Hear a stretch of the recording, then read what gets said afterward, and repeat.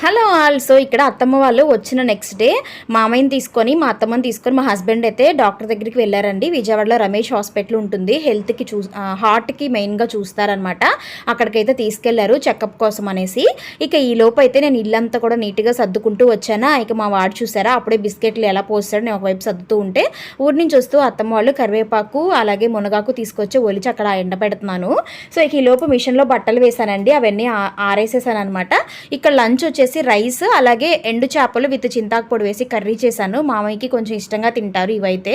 So rice వాళ్ళు వచ్చేసరికి late అయిపోతుంది అనేసి నేను హాట్ బాక్స్లో తీసి పెట్టాను అనమాట. ఇక్కడ పూజ అయితే మా హస్బెండ్ పొద్దునే చేసుకొని వెళ్ళిపోయారు. మరి వాళ్ళు వచ్చే మధ్యాహ్నానికి అన్నం చల్లగా అయిపోతే బాగోదు కదా, అందుకని హాట్ బాక్స్లో పెట్టా. ఈ లోపు అయితే మా వాడికి నేను తినబెట్టేసా. ఈ కరివేపాకు అయితే ఎండలో పెట్టానండి, మునగాకైతే నైట్కి చేద్దాం అనుకున్నాను.